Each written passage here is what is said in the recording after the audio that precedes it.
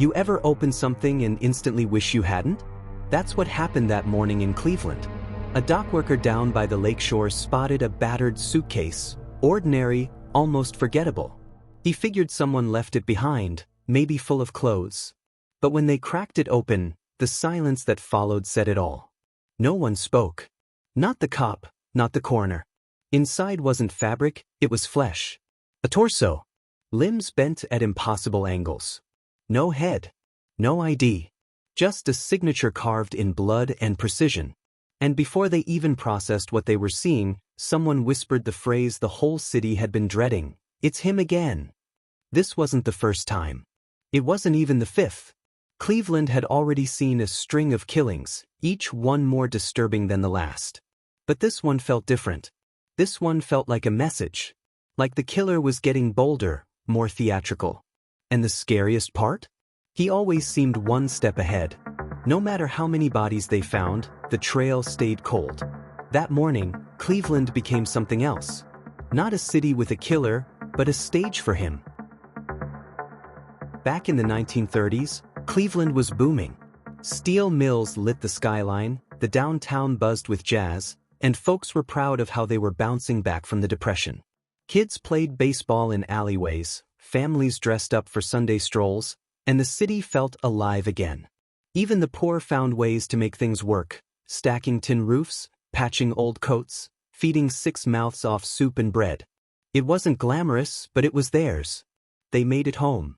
But just a few blocks from all that, down in a muddy ravine called Kingsbury Run, a different world lived. A world of tents, makeshift fires, and shadows that never moved right. Nobody talked about Kingsbury Run unless they had to. It was the kind of place you avoided after dark. And that's exactly why the killer liked it. Down there, no one asked questions. People disappeared all the time. But when the bodies started coming back up, headless, mutilated, left out like warnings, everyone started to realize something evil had been watching all along. The first time they found a body, they called it a one-off. Maybe a sick prank. Maybe a gang job gone wrong. But then there was another. And another. Always the same. The heads gone, limbs twisted, sometimes burned, sometimes bleached. And always dumped where someone would find them. It was like the killer wanted an audience. Some were discovered by kids, others by factory workers on their way to the morning shift. The city began to dread its own mornings. By the time they reached body number 6, the newspapers gave him a name, the Mad Butcher of Kingsbury Run. You could hear the fear in every whisper on the train platforms, in every locked shop door after dark. The victims had no names, no homes, no families who could afford to fight for them. They were drifters, laborers, sex workers, the forgotten. And maybe that's what the killer wanted. To make sure Cleveland knew just how little the city valued those lives. To remind them, you only care when I make you look. Most people know Elliot Ness as the guy who took down Al Capone. A clean-cut lawman. Untouchable. But in Cleveland he faced something different. You can't outmuscle a ghost. Ness was brought in to restore order, to clean the streets and calm the headlines. But every time he came close to catching the killer, the ground seemed to shift.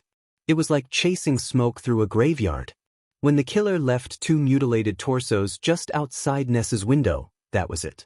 A line had been crossed. Ness did something desperate. He torched the entire shantytown of Kingsbury Run. Every shack, every corner of darkness, burned to the ground. Hundreds of homeless people lost what little they had. And sure, the killing stopped. But so did any chance of learning the truth. Ness never spoke of it again. And if you ask me, that silence was louder than any confession. They had a suspect. A war surgeon named Dr. Francis Sweeney. He had shaky hands and even shakier alibis. When Ness brought him in for questioning, he failed the polygraph, twice. But Sweeney had connections. His cousin was a powerful congressman, and just like that, things got complicated. Instead of jail, Sweeney checked himself into an asylum. Voluntarily. No trial. No charges. Just a padded room and a name that slowly faded from the public. But the story didn't end there. Ness started getting postcards. Handwritten. Postmarked from the same asylum. Taunting him. Mocking him. For years.